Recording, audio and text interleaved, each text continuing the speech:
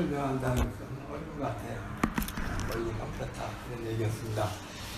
자, 이제 두 번째 시간에서 이제 리얼리즘에 대해서 더 우리가 상세하게 들어가 봐야 될 것 같아요.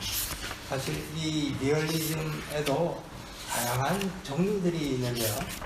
그 가운데 크게 나눠보면 이제 세 가지가 있지 않겠나 싶습니다. 하나는 우리가 흔히 사실주의라고 말하는 그런 거고요. 또 하나는 우리가 19세기 말에 등장한 자연주의라는 그런 사조이고요. 또 이제 마지막은 우리가 이제 루카치로 대표되는 소위 사회주의 리얼리즘이라는 것 같아요. 그래서 이제 두 번째 시간에는 이 세 가지를 서로 비교하는데 중점을 둬야 될 것 같아요. 사실 사조로 본다면 사실주의가 먼저 나오고 그 다음에 자연주의가 나오고 그 다음에 이제 20세기에 사회주의 리얼리즘이 나왔는데 우리가 이해를 위해서는 먼저 사회주의 리얼리즘과 사실주의는 기본적으로 크게 다르지 않거든요. 같이 묶고 그래서 이 두 가지와 그것과 대립되는 자연주의를 먼저 비교를 해봐야 될 것 같아요. 그런 다음에 나중에 다시 사회주의와 사실주의와 사회주의 리얼리즘을 이제 비교하려고 하는데요. 그게 이제 자연주의와 리얼리즘 일반 이 두 가지를 우리가 어떻게 비교해 볼 수 있을까? 자연주의가 대표적인 소설가들 여러분이 잘 알고 있죠. 김동인 우리나라 작가로서 감자 교과서에 나오죠. 또 서구에서는 그 유명한 에밀 졸라 얼마 전에 우리나라에서 세레즈 락갱이라는 영화 나왔는데 보신 적 있습니까? 세레즈 락갱 에밀 졸라가 만든 작품인데요. 아주 잘 만든 작품이죠. 대표적인 자연주의 예술이고요. 반면 우리가 리얼리즘이라고 한다면은 뭐 서구에서 위고, 발자크부터 시작해가지고요. 심지어 고립기, 노신 이런 사람까지 이루고요. 우리나라에는 여러분들 같이 이제 공부하게 될 홍명희와 조정래 이런 사람들이 여기에 다 속하는데요.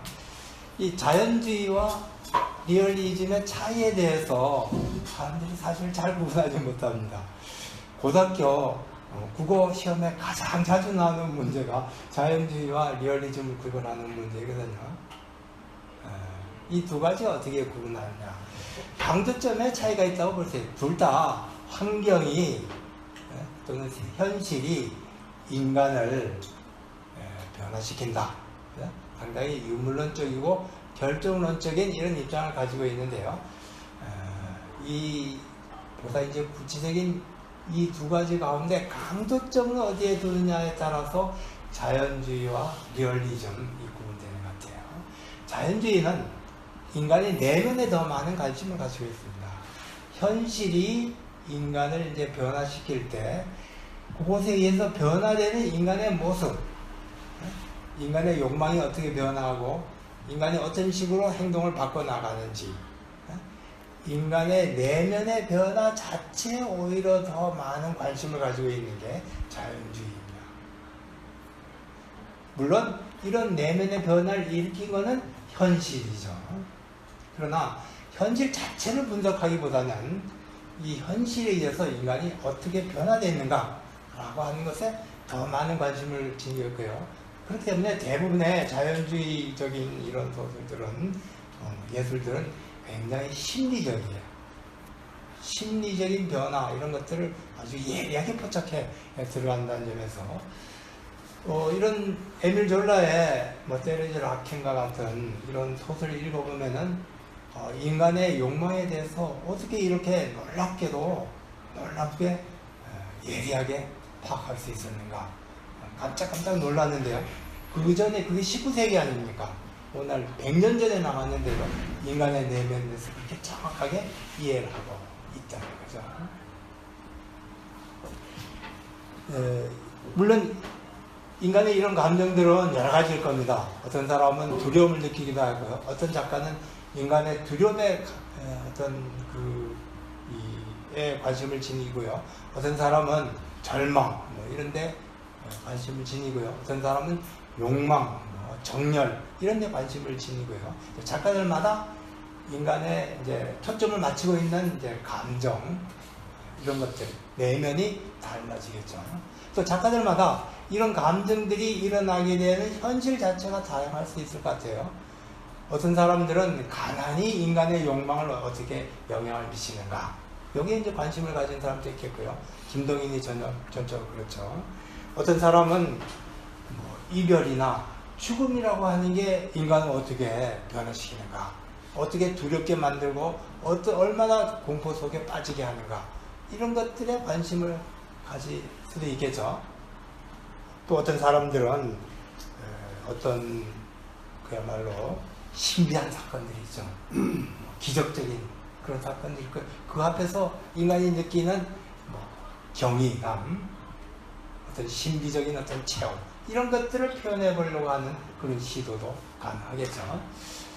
그래서 다양한 어떤 현실적인 것들 그 위에서 인간의 내면과 감정이 어떻게 변화되는가에 관심을 가지고 있는 것이 바로 자연주의다라고 말할 수 있을 것 같아요.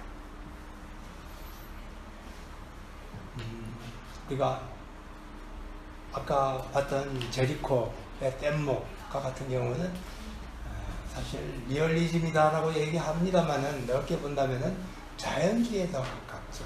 그래서 죽음이라는 공포 앞에서 인간이 느끼는 두려움과 절망, 또 갈망과 기대, 어떤 이런 감정들에 대해서 굉장히 주목을 하고 있죠. 그렇기 때문에 이런 작품들을 기본적으로 자연주의적이다라고 말할 수가 있을 것 같아요. 반면 리얼리즘이라고 한다면은 기본적인 구도는 똑같습니다. 사회 현실이 인간을 어떻게 바꿨는가, 변화시켰는가에 관심을 가지고 있는데요. 이 사람들은 어떻게 본다면 강조점이 사회 현실 자체에 있는 것 같아요. 어떤 사회적 현실이기에 인간을 이렇게 변화시켰는가. 인간이 변화됐다는 것에 대해서는 크게 관심이 없어요. 그건 당연한 거고요. 이 메커니즘이 어떻게 바뀌는가에 대해서는 그렇게 관심이 없습니다. 오히려 어떤 현실이 인간을 변화시켰는가에 관심을 이제 지니게 되는데요. 이 사람들은 주로 앞에서 얘기했던 이제 자연주의가 이별이나 죽음이라든가 또는 가난이라든지 공포라든지 뭔가 인간이 느낀 어떤 한계 상황이라고 말할 수 있겠죠. 반면 이 사람들은 주로 사회적 현실 자체에 대해서 관심이 있습니다.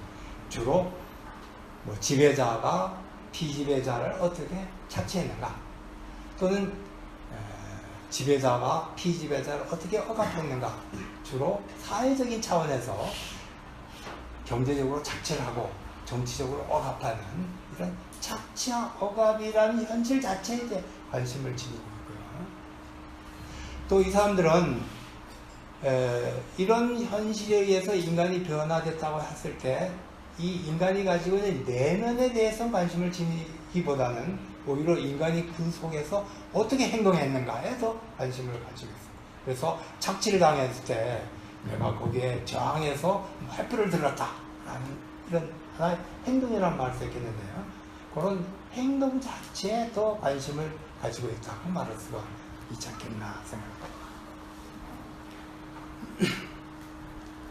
그래서 이 전체적으로 본다면은 자연주의적인 이런 리얼리즘과 우리가 보통 일반적인 리얼리즘이 가지고 있는 기본적인 입장이 다른데, 자연주의적인 소설을 이렇게 읽다 보면은 우리가 인간에 대해서 새롭게 이해했구나라는 뭔가 인식의 즐거움을 얻게 돼요. 대체로 또 이런 자연주의적인 소설에서는 다루어지고 있는 주인공이 그냥 평범한 인간인 경우가 많이 있습니다. 물론 이제 예외적으로 위인이나 이런 사람들이 다루어지기도 합니다만은 대부분의 경우에는 평범한 인간 또는 소시민, 현실에 살고 있는 소시민들, 평범한 인간들이 주로 대상이 돼서요.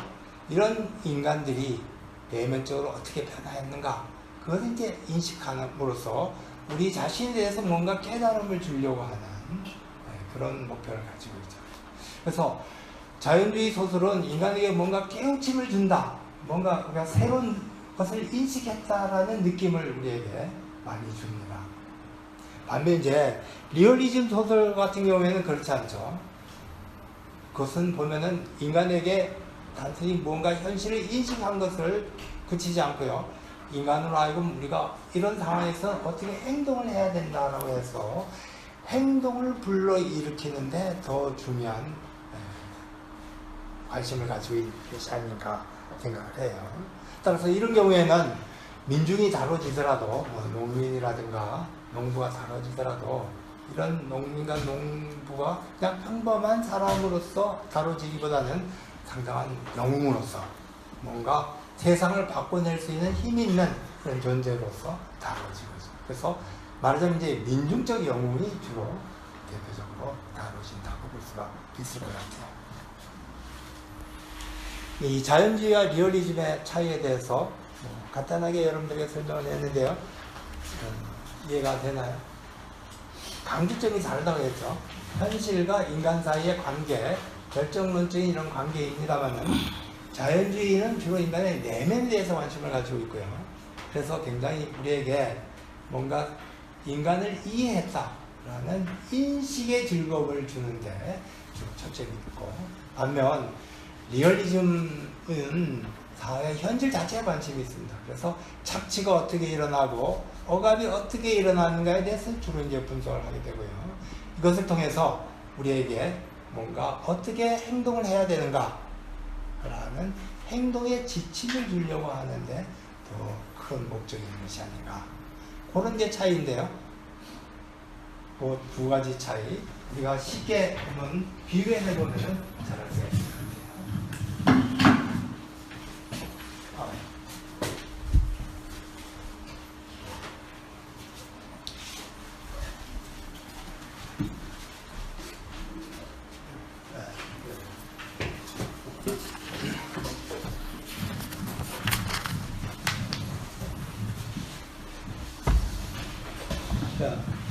이 작품은 그 유명한 사실주의 화가 후르베라는 사람이 그린 그림입니다. 주제는 굉장히 간단해요. 그죠? 어떤 죽은 사람을 매장하는 건데요. 이 사람이 이 그림을 그렸을 때 1850년대이니까요. 서구에서, 특히 프랑스에서 1850년대가 되면은 사회가 상당히 뭐랄까요? 세속화되기 시작했던 시절입니다. 이제 더 이상 종교가, 그 이전까지만 해도 종교가 이제 지배적인 그런 시대였는데요. 이제 이 종교에 대해서 사람들이 서서히 이제 벗어나서요, 세상을 세속적이고 물질적으로 이해하는 그런 시대였었어요. 바로 그 시대에 그려진 그림인데요. 그림 보면은 뭐 큰 차이를 못 느끼겠죠. 아까 앞에서 봤던 제리코의 뗏목과 비교해 봤을 때 큰 차이가 안 느껴지죠. 화면이 좋지 않아서 여러분 인쇄물에도 보면은 자료집에도 있는데요. 차라리 그거 보는 게 더 나을까? 불 켜보시죠. 자료집에 잘 보십시오. 이 그림에서 뭔가 몇 가지 특징들을 한번 찾아보세요. 그냥 신부가 죽은 사람을 매장할 때 기도하는 아주 간단한 모습인데요. 잘 보면은 뭐를 볼 수 있나요?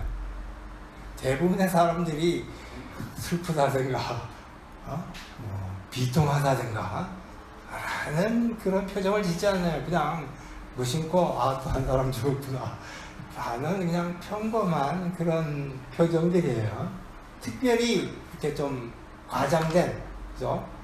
뭔가 이렇게 비극적인 그런 느낌을 주는 그런 모습은 아니에요.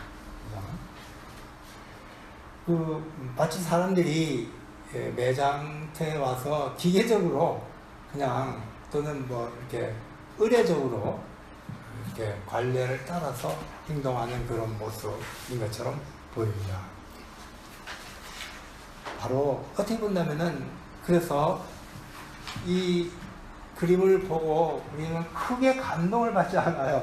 오히려 뭐 이런 그림을 다 그렸어 이렇게 그리는데요. 그건 우리들의 관점입니다. 오히려 그 시대 가면은 그 시대는 모든 사람들이 그 매장터에 가면은 슬퍼해야 된다는 의무감을 가지고 있고요. 비극적인 그런 표정을 짓고 있고요. 누구나 다 통곡을 해야 되고 뭐 이런 시절인데요. 이런 시절을 생각을 해보면 거꾸로 이렇게 좀 냉담하고 의례적인 사람들의 모습은 오히려 인간의 세속화되고 있는 당시 시대의 현실을 포착하고 있는 것이 아닌가 이렇게 말할 수 있어요. 여기서는 이제 더 이상 인간의 내면에 대해서 관심이 없습니다. 단지 자기 눈앞에 보이는 현실 자체를 그대로 파악하는데 관심을 가지고 있고요. 그렇기 때문에 이런 우리가 예술작품들을 전형적으로 리얼리즘, 특히 이제 사실주의적 리얼리즘이다 이렇게 얘기를 하고 있는 거죠. 아까 요 전에 봤던 제리코의 뗏목과 같은 것이 리얼리즘 중에서도 자연주의에 더 가까운 그런 작품이다 하면 두 개를 비교해 보면 분위기가 금방 이해되죠. 저쪽에서는 죽음 앞에서 부딪히는 어떤 절망과 뭐 이런 고통 뭐 이런 것들이 중요한 관점으로 이제 대두하고 있는데요. 여기서는 냉정하게 현실을 바라보고 있는 것입니다. 더 이상 이제 사람들이 뭐 비극적이다 이런 어떤 겉모습을 벗겨놓은 이런 모습들. 특히 맨 끝에 이게 개가 한 마리 여기 있는 거 보이나요? 개가? 아마 주인이 아끼는 개였겠죠. 원래 옛날 전통적인 그림에 의하면은 개가 쿵쿵거리고 울고 이래야 돼요. 자기 주인이 이제 밥붙일 직전이니까요. 그런데 이 개가 지금 어떻게 하고 있나요? 마치 지가 선포한 것처럼 멀리 딴 곳을 바라보고 있는 거죠. 아주 냉담하게 현실을 바라보고 있는데 바로 그 시대 현실을 이런 식으로 포착했다고 말할 수 있어요. 아까 어떤 시인이 자기가 토해놓은 것을 쳐다본 것과 거의 같은 그런 모습이라고 말 수 있겠죠. 자, 이 두 가지 차이점 이제 이해가 되리라 생각하는데요. 자, 이제 그러면은 마지막으로 우리가 오늘 핵심적인 이제 강의의 핵심적인 내용인 이 리얼리즘에도 다시 또 두 가지가 있다는 겁니다.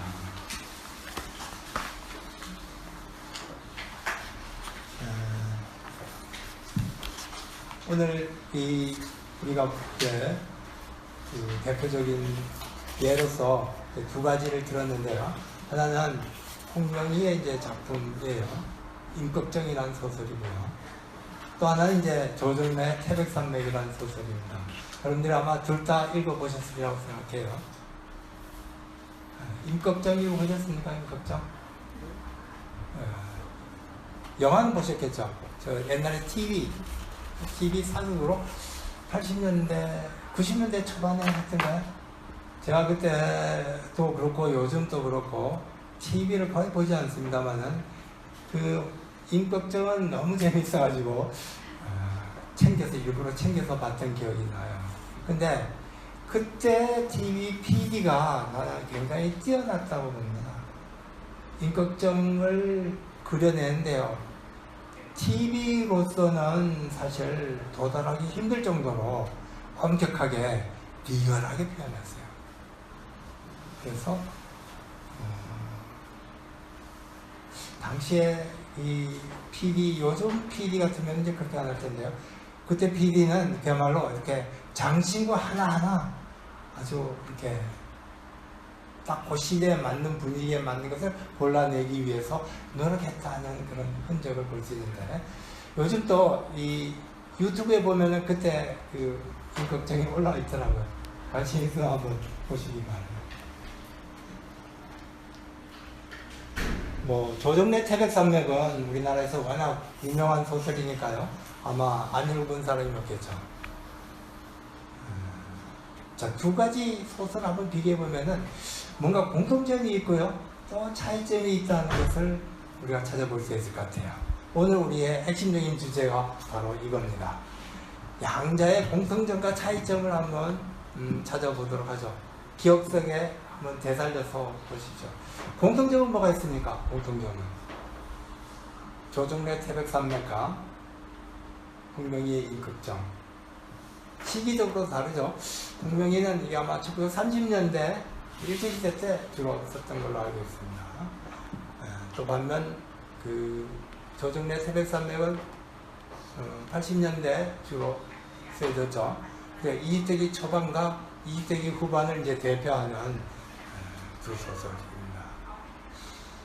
홍명희는 뭐 아다시피 제천 출신, 괴산 출신인가요? 괴산 출신인데 제가 그 집에 한번 찾아가 본 적이 있습니다. 어마어마한 부자더라고요. 그런데도 이런 민중소설을 썼어요. 반면 조정래 씨는 알려진 바에 의하면은 자기 아버지가 승려였다고 합니다. 승려. 그래서 어릴 때 가난하게 살았고요. 좀 두 사람이 출신 배경이 좀 다른데요. 그런 배경을 반영해서 그런가 두 소설의 분위기는 조금 다르죠. 일단 우리가 공통점부터 한번 잡아봅시다. 공통점은 무엇보다도 민중이 주제가 되고 있다는 거죠. 주인공이 되고 있다는 거예요. 홍명희 소설에서는 천민인 임꺽정이 이제 등장합니다만은 이 임꺽정만이 주인공은 아니죠. 그 외에도 소위 일곱 두령이라 해가지고 출신이 다른 여러 사람이 등장하는데요. 그 중에는 어떤 사람은 노비 출신들도 있고요. 어떤 사람은 도망친 노예 출신도 있고요. 어떤 주인 인물은 농민이지만은 억울하게 자기 땅을 빼앗긴 그런 농민도 있고요. 어떤 사람은 또 서인, 양반의 자손입니다만은 서출이기 때문에 출세길이 막힌 그런 사람도 있고요. 민중이지만 대체로 본다면은 사회의 주변부에 속하는 그런 인물이죠. 반면 이제 조정래 태백산맥 같은 경우는 대표적인 주인공이 뭐 농민들이고요. 주로 소장농 그 중에서도. 그 외에 이제 더 추가로 존재한다면은 뭐 사회주의자, 지식인들이고요. 같은 민중이라도 조금 다른 것 같죠. 이쪽에서는 농민과 지식인은 뭔가 사회의 T지배 계층에 속합니다만은 그래도 주변적인 인물은 아니에요. 이쪽은 뭔가 중심적인 인물이에요. 사회의, 그래서 우리가 자주 말하는 기층 민중이라고 이렇게 얘기하죠. 사회의 주변부적인 인물과 사회의 기층적인 인물은 같은 민중이라도 뭔가 좀 다른 것 같아요. 어쨌든 그러나 그런 유사성도 존재하고 있고요. 또 어떤 차이가 있습니까? 어떤 공통점이 있나요? 무엇보다도 저항하고 있는 어떤 역사적 사건이 대표적으로 공통되죠. 이쪽은 뭡니까? 홍명희 같은 경우에는 소위 임꺽정이 도둑이 되어서 중앙정부에 반란을 일으킨 거죠. 결국은 토벌됩니다만은 어쨌든 일으켰던 반란이 이제 핵심적인 소지가 되고요. 이쪽은 뭐예요? 농민들이 중심이 돼서 일으켰던 일종의 저항운동이죠. 물론 이쪽도 나중에 6.25 이후에 전부 다 무너지긴 합니다만은 한때는 뭐 정권을 잡았다가 또 뺏기고 일진일퇴하는 과정 속에서 어쨌든 그들이 일으켰던 저항운동이 소재가 되고 있고요. 이런 점에서 둘 다 상당히 유사성을 가지고 있어요. 그래서 전체적으로 본다면은 사회 현실 자체에 관심을 지니고 있고요. 이런 사회 속에서 인간이 어떻게 움직이는가라고 하는 행동 자체에 관심이 있기 때문에 자연주의적이다라기보다는 이제 리얼리즘적이다라고 말할 수가 있을 것 같아요. 그럼에도 불구하고 중요한 차이가 있죠. 우리에게 더 중요한 것은 양자의 차이점이라고 말할 수 있겠는데요. 어떤 차이점이 있을까요?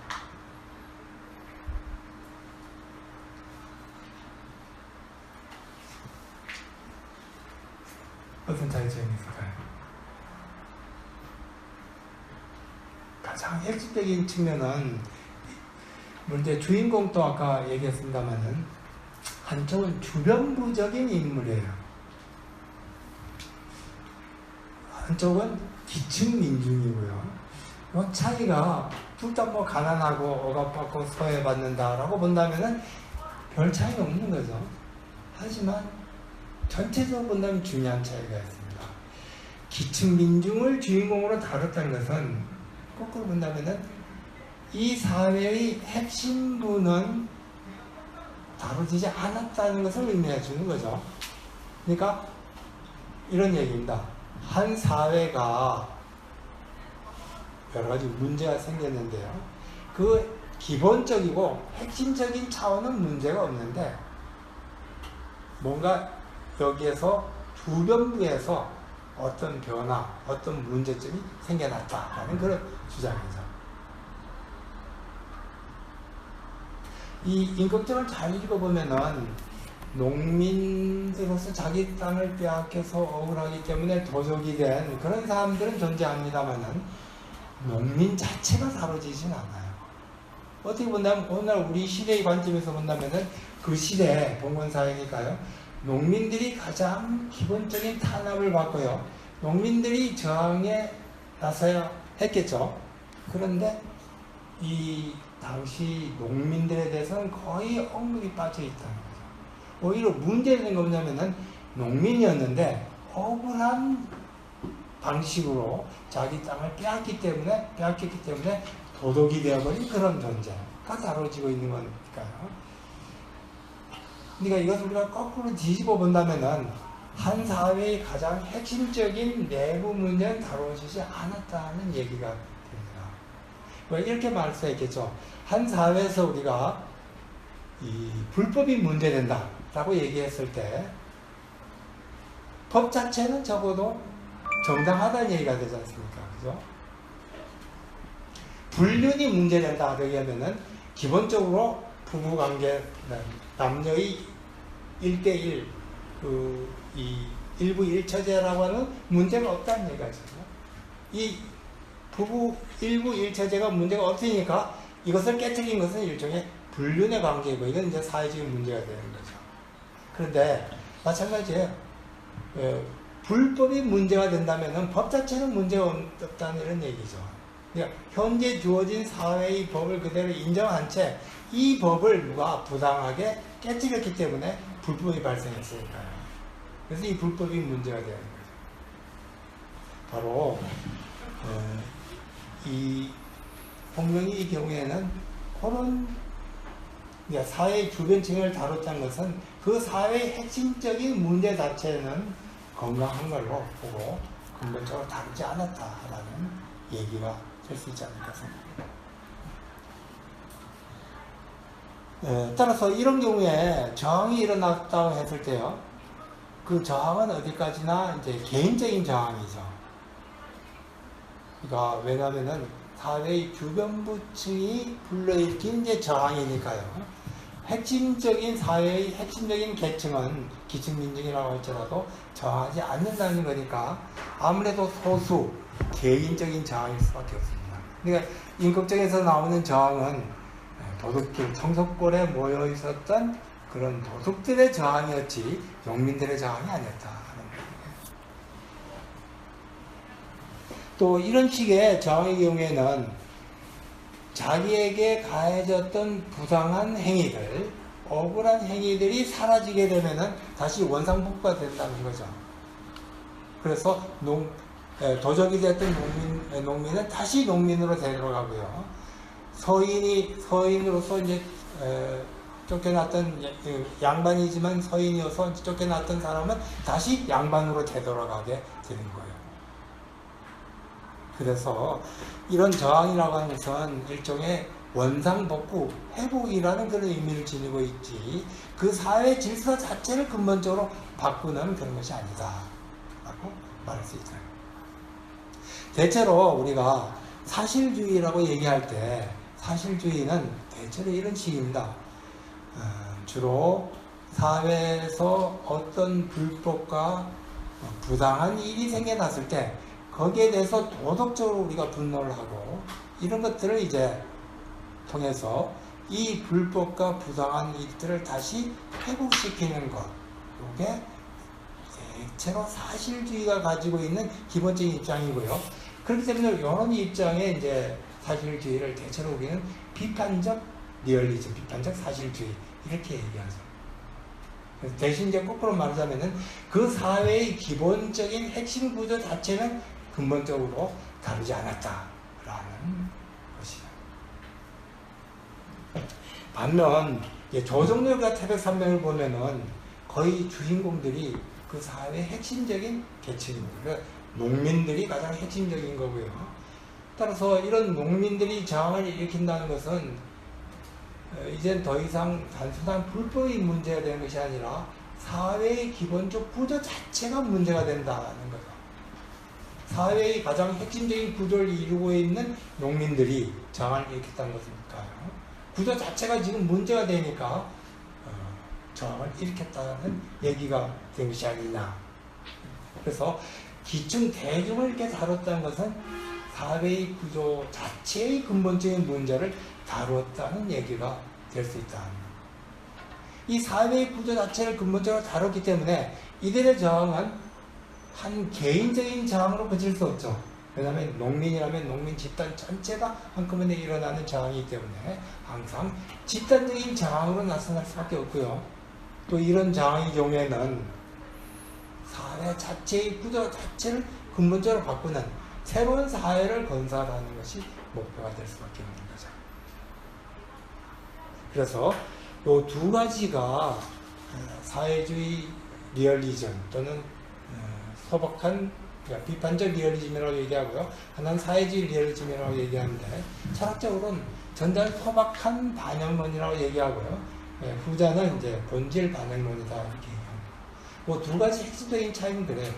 주전부를 다뤘느냐 아니면 핵심을 다뤘느냐. 그래서 사회 구조 자체를 근본적으로 바꾸려고 했느냐 아니면 불법을 제거하려고 했느냐. 개인적인 저항이냐 아니면 집단적인 저항이냐. 이런 차이점에 있는 것이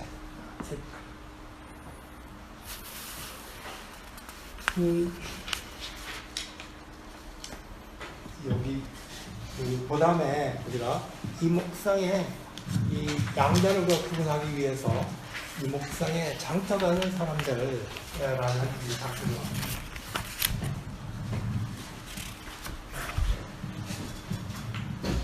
이 민중미술가 80년대에 등장했던 가장 대표적인 우리나라의 작가가 이목상 씨죠. 그리고 조학 누가 있죠? 민중미술가 이목상 씨인데요. 이 작품 보면은 뭐 쉽게 이해할 수 있죠. 되게 장태 가는 시골 농민들의 모습입니다. 어떤 사람은 뭐 장태 팔 거를 보따리에 쌓아 들고요. 어떤 사람은 머리에 이고요. 어떤 사람은 아기를 이제 업고 가고요. 업고 가고요.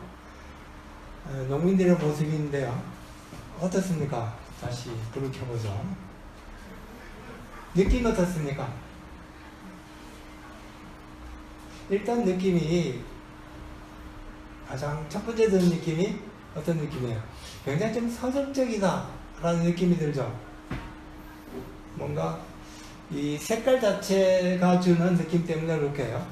한복이 입은 그 한복의 그런 색깔들 약간 바랬지만은 깨끗한 그런 색깔들이 우리에게 주는 느낌이 아마 그런 것이 아닐까 생각돼요. 약간 슬프다라는 느낌도 들지만은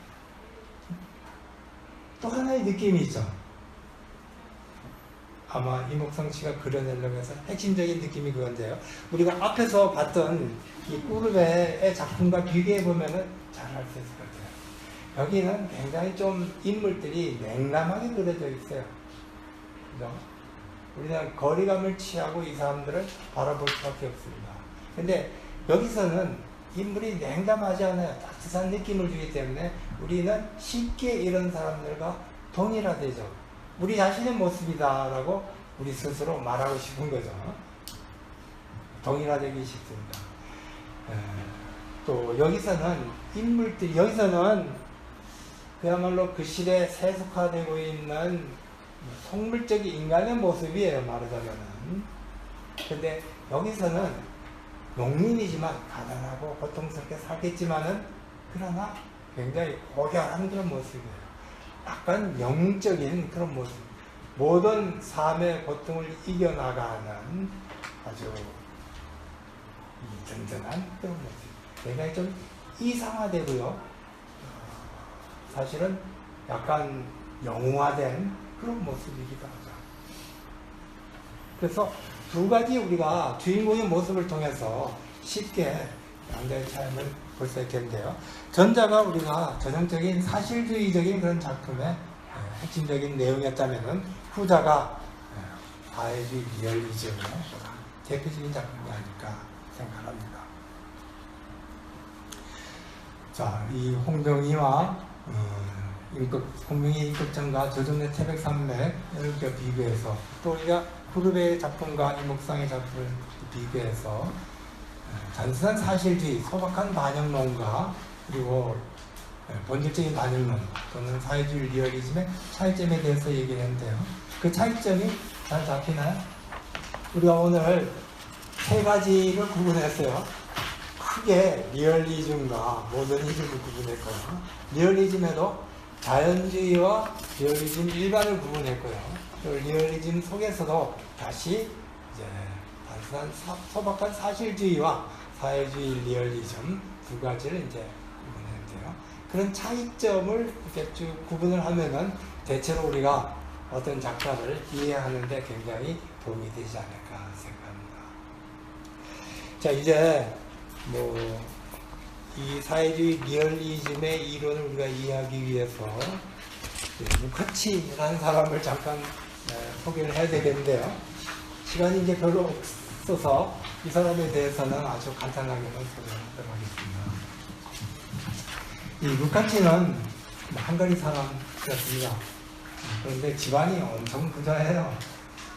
그래서 자기가 어렸을 때는 자기 집에 유럽의 대문호들, 대작가들, 또 음악가들, 예술가들이 쉬지 않고 모여들어서 따로 공부하지 않아도 그 사람들의 얘기를 듣고도 충분히 유럽의 문화를 이해했을 정도로 그 정도로 엄청난 부자였던 거예요. 그래서 이제 어릴 때부터 소위 이제 유럽 문화 가운데서도 특히 유럽의 고전 문화라고 하는 거, 고전 음악, 그죠?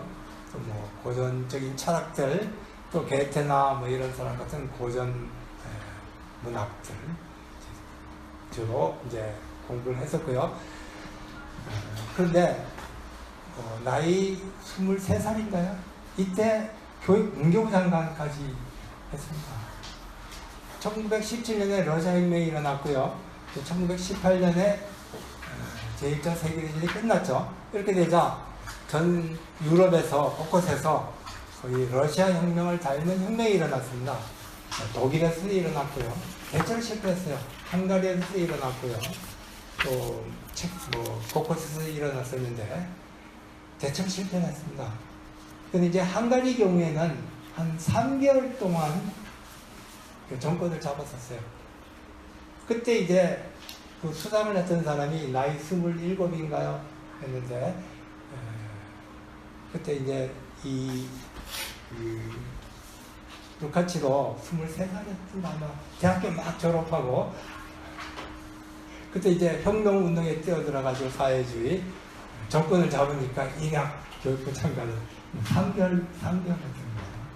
그러나 이제 3개월 뒤에 혁명정권 무너져서 그 다음에 이제 주로 소련에 거주하게 됩니다. 그러다가 이제 제1차 세계대전, 2차 세계대전이 끝나고 해방 이후에 다시 헝가리로 되돌아가죠. 주로 혁명운동에 뛰어들었을 때 이 사람은 굉장히 좀 급진적인 그런 사상가였었어요. 우리나라 일제시대 때 아주 급진적인 사회주의자들 가운데 ML파라는 그런 파가 있었습니다. ML파. 화요회파도 있었고요. 서울 상해파 이런 파도 있었는데 그 가운데 이제 아주 급진적인 그런 사회주의자들 가운데 에멜파라고 하는데, 이 에멜파라는 사람이 가지고 있었던 사상적 기반이 루카치였습니다. 그런 점에서 굉장히 루카치의 사상이 일본으로 가서 일본의 복본이라는 사람이 받아들여서 복본이즘이라고 얘기하는데, 이 복본이즘이 한국에 들어와서 소위 에멜파를 형성했던 거죠. 그래서 굉장히 이제 정치 사상적으로 이제 급진적이었는데요. 그것 때문에 좀 논란이 많이 있어요. 그래서 이제 이 사람은 이제 주요 정치적인 그런 측면보다도 사상적인 측면에서는 문학 예술적인 측면에서 오히려 사회주의에 더 많은 영향을 미쳤었죠. 예, 문학 예술적인 측면에서 이 사람이 가지고 있었던 가장 핵심적인 사상이 소위 사회주의 리얼리즘이라고 하는 건데요. 여러분 저 나눠준 노트 가운데 앞에 부분은 쭉 생략해버리고요.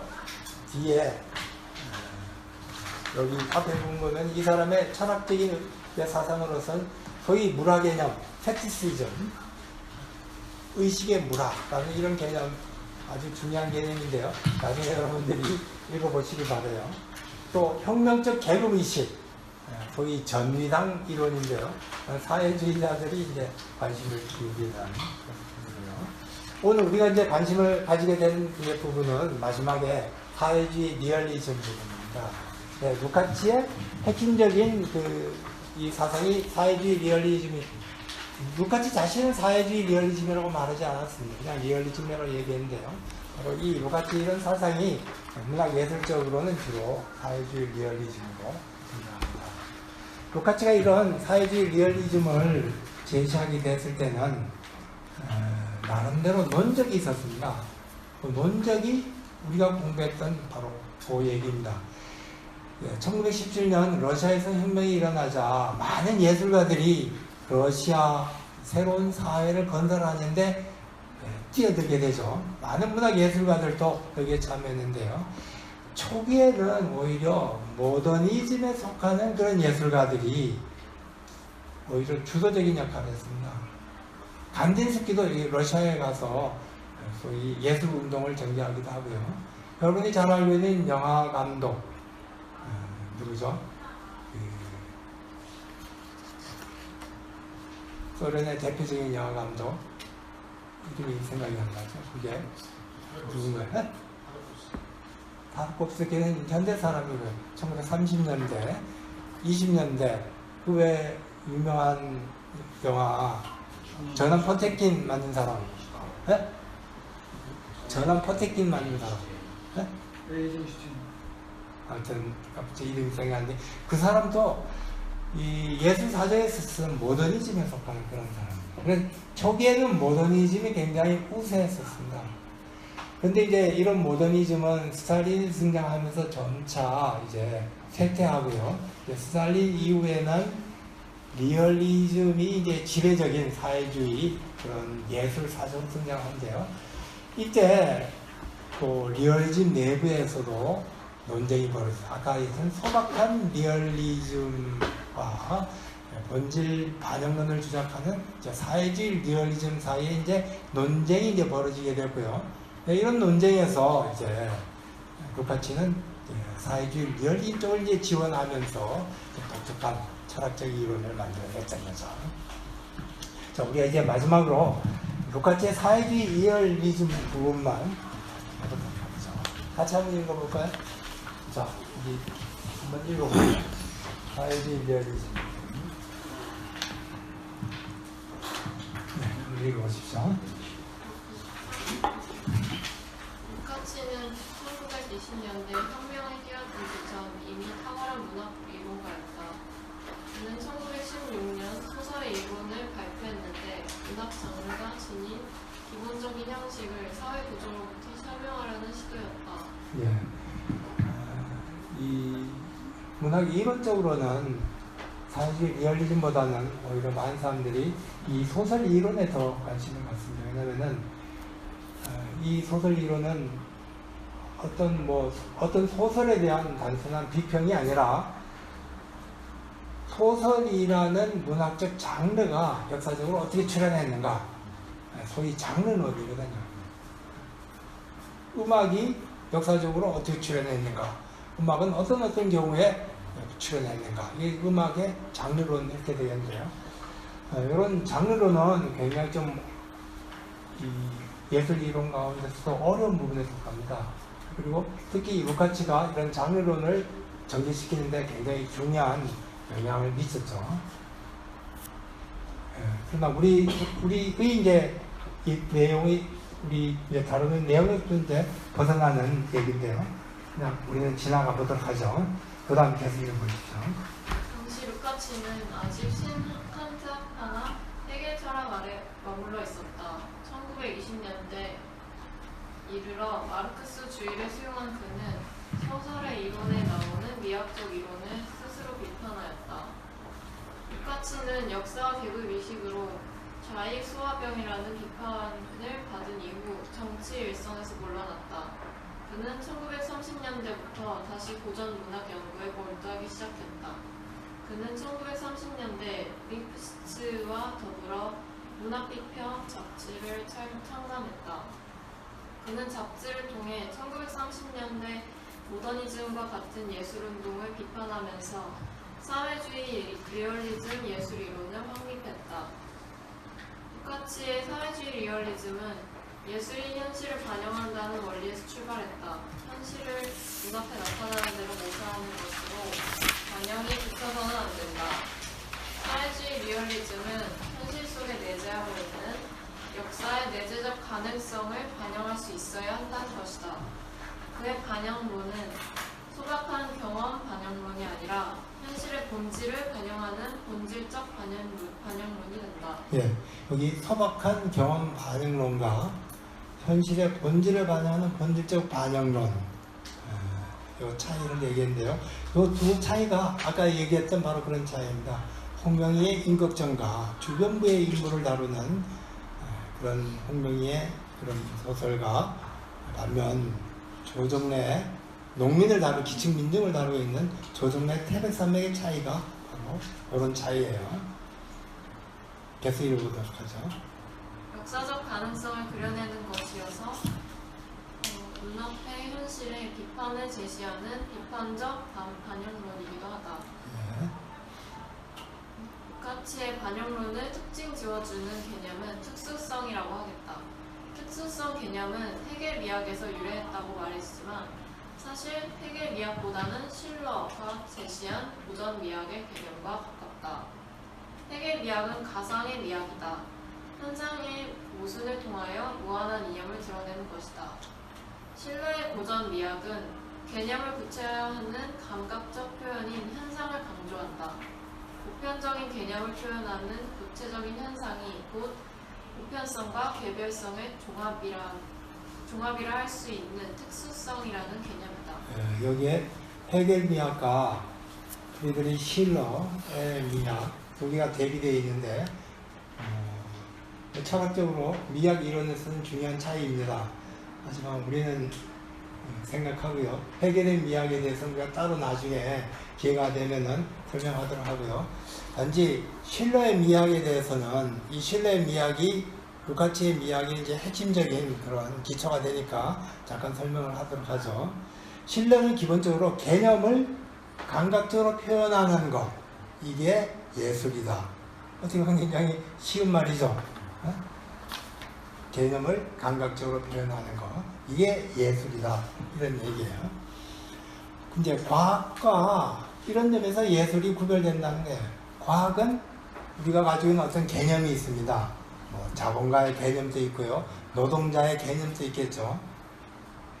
뭐 이런 것을 이론적으로, 논리적으로 설명하는 게 과학이에요. 사회과학적 보면은 자본가는 뭐고, 노동자는 뭐고, 자본가와 노동 사이의 관계인 자본주의는 어떻고, 뭐 이런 식으로 과학적으로 설명을 하고 있죠.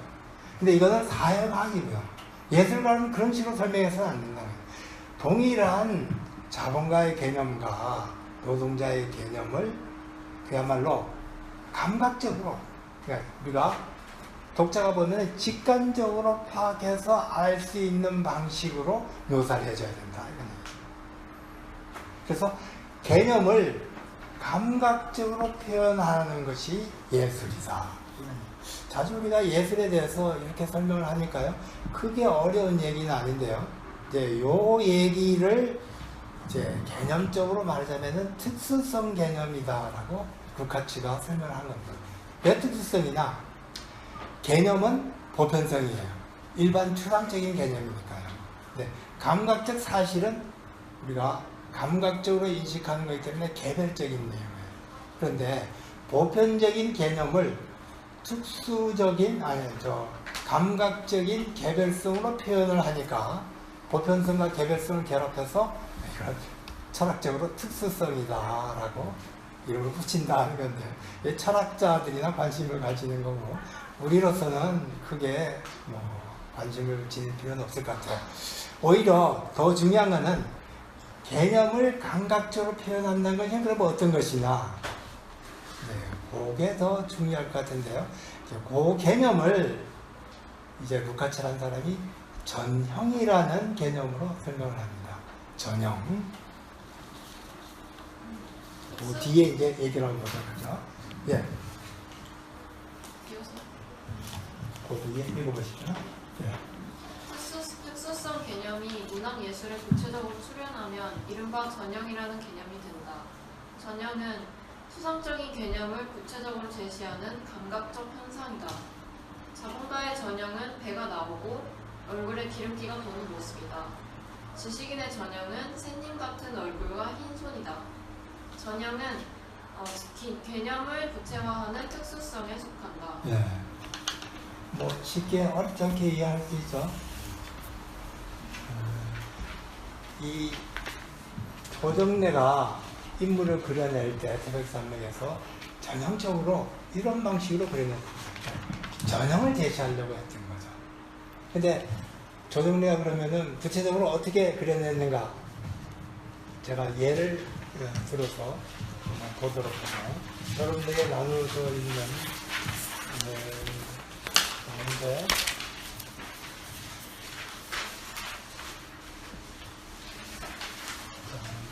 시간이 없으니까 마지막 부분 한번 보죠. 여기 242페이지라고 되어 있는 거 보이나요?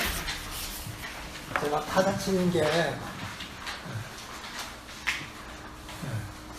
그거 한번 보세요. 242페이지 여기 타자치는 게 힘들어서 그냥 핸드폰으로 사진 찍었습니다. 거기 보면은 이 태백산맥의 주인공의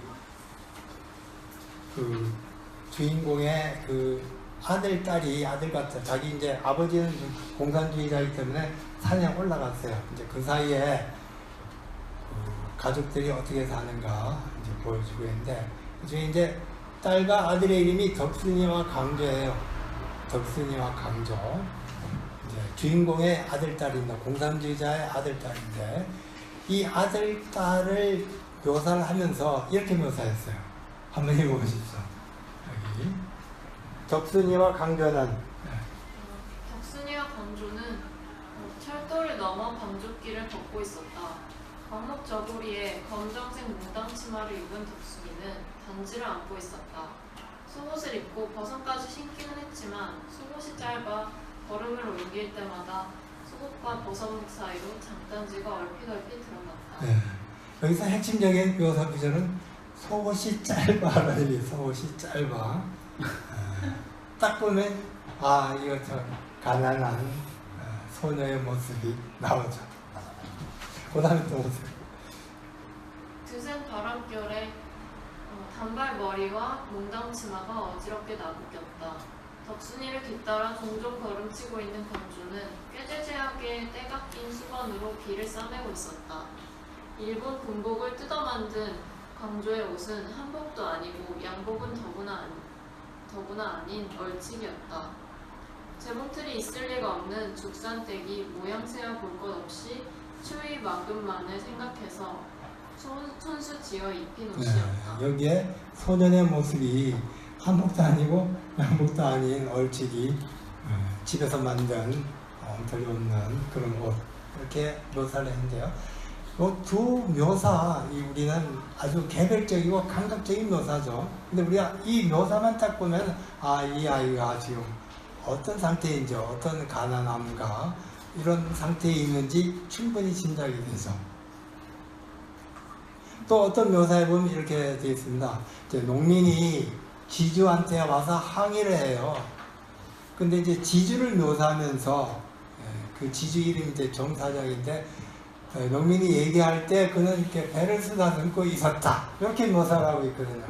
근데 사실 항상 그 사장들을 만나보면 사장들이 항상 이렇게 배를 들고 우리가 그 모습, 아주 감각적인 단 한 가지 모습을 보고 아, 저 사람은 자본가다, 지주다라고 하는 것을 금방 깨달을 수 있는데요. 여러분, 우리가 이렇게 전형을 창조한다 이렇게 얘기합니다.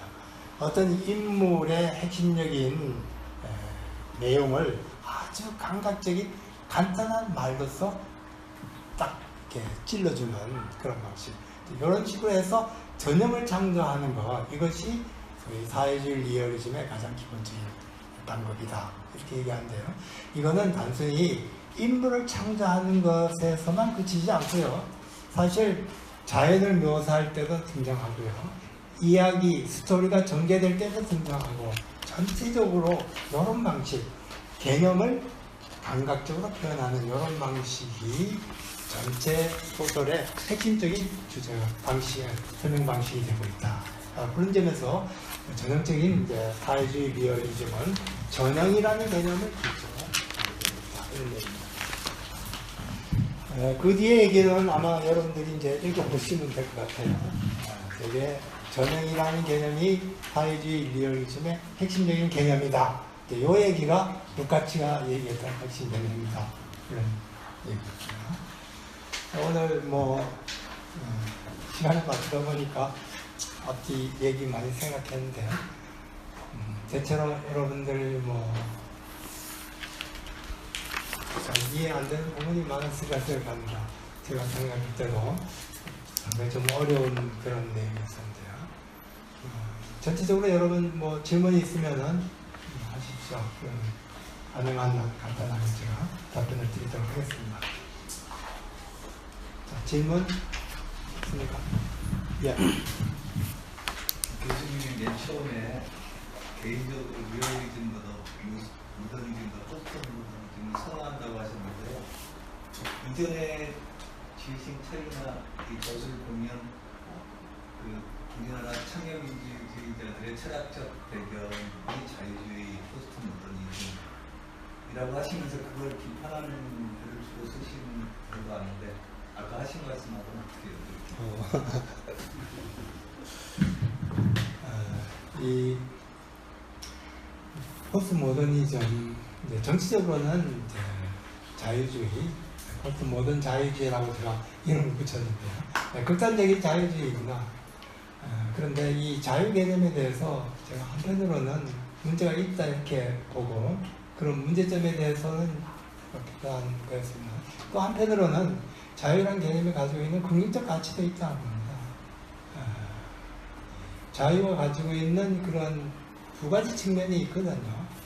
제가 이제 자유라는 개념 대신에 자주성이라는 개념을 이제 대신하면서 이제 자주성의 공동체 이런 뜻을 썼습니다만은, 자주성이라는 개념도 자유라는 개념과 근본적으로 벗어나는 건 아니다고 생각합니다. 오히려 자유주의자는 사실 자유롭지 않다는 게 저의 기본적인 생각입니다. 자유주의자는 말은 자유주의자지만은 실제로는 자유롭지 않고요. 오히려 욕망에 지배받는다. 욕망이 변덕에 따라서 행동을 한다.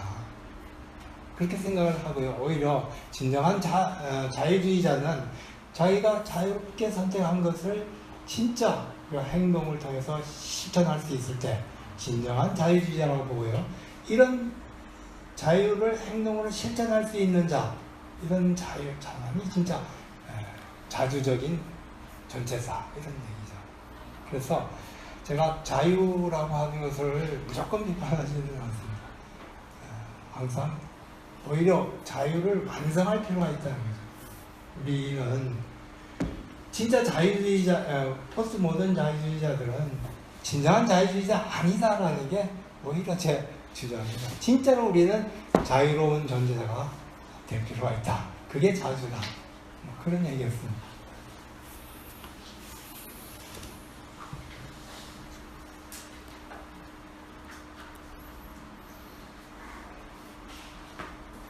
근데 뭐 여러 가지 논란이 많이 있으리라고 생각해요. 자유와 자주 개념에 관해서는, 양자의 관계에 대해서는 제 책에 동그라미 그려가면서 그려놨으니까 한번 보시죠. 자주성 개념 안에, 동그라미 안에 자유가 들어있으면서 자유를 완성하는 것이 자주다. 그런 입장이니까 단순히 제가 자유주의를 비판하지는 않아요. 또 질문? 제가 정확히 이해를 예. 못해서 그런 예. 건데요. 그러니까 그전에는 뭐 자연주의다 뭐 이렇게 얘기하면 좀 객관에 좀 방점을 많이 두고, 포스트 모더니즘이나 모더니즘 이런 건 좀 주관, 그래서 이게 좀 이렇게 방점이 이렇게 가 있다. 근데 그거와는 전혀 이렇게 다른 방식으로 설명을 하셔서 그런 이해가 좀 어떤 문제가 있는지 좀.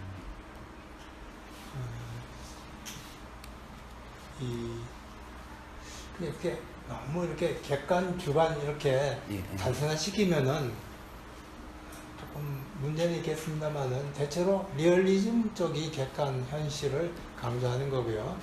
반면 모더니즘 쪽에는 예술의 형식 이런 것들을 강조하기 때문에 주관성 이런 것들이 강하죠. 그래서 그렇게 대비할 수도 있겠습니다만은 너무 그렇게 대비하면은 우리가 좀 문제가 있겠다 싶어요. 예를 들어서 자연주의 같은 경우에는 현실에 인간이 영향을 받는다는 그런 측면을 강조합니다. 상당히 객관적인 그런 측면이 있는데, 유물론적인. 그러면서도 자연주의자들은 오히려 이런 현실에 의해서 인간의 내면이 어떻게 바뀌었는가, 어떤 심리적인 측면에 주목을 하거든요. 그렇기 때문에 자주 이런 자연주의자들은 모더니즘 쪽하고 가깝다는 느낌이 들죠. 아무래도 주관적인 것에 많은 관심을 지니기 때문에. 그래서 하여튼 그런 것 같아요. 크게 나누면 그렇게 볼 수 있겠는데,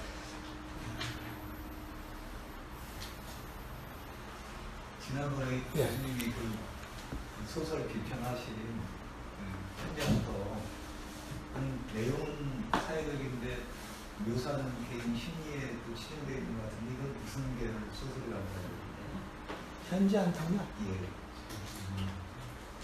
현지 한탕은 내면적인 그런 측면에 대해서는 그렇게 많이 표현되지는 않고요. 오히려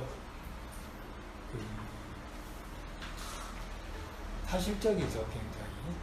근데 풍자적 사실이에요. 사실주의인데 굉장히 풍자적이죠. 모더니즘 계열의 소설이 아니고 사실주의라고. 사실주의가 있어요. 근데 아까 우리 후르베의 작품을 보듯이 그런 냉정하게 바라보고 있는데, 네? 주인공을 냉정하게 바라보고 있어요. 그러니까 이제 풍자가 가능한 거죠.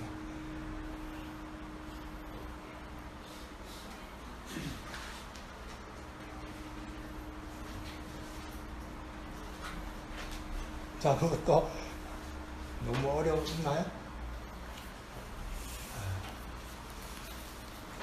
자, 여러분들이 너무 어려워서 질문을 못 하시는 것 같아요. 좀 쉽게, 더 재미나게 설명을 해야 되는데, 아무래도 한계가 있는 것 같아요. 다음에는 더 재미나게 설명을 해보도록 할게요. 자, 오늘 강의는 여기서 마치고요. 어떻게 할까요? 우리 시간 바쁘신 분들은 미리 가셔도 좋고요. 시간 좀 많은 분은 간단하게 점심 우리 한 그릇 먹고 오시기로 해요. 점심 먹는 장소는 저기 이쪽 좀 올라가 보면은 그 콩나물 국밥집이 있습니다. 값도 싸고 맛도 있고 해서 늘 그쪽에 가서 먹고 있는데, 간단하게 그러면은 그쪽에 가서 먹고 헤어지도록 하죠. 오늘 강의 이걸로 마치도록 하겠습니다. 고맙습니다.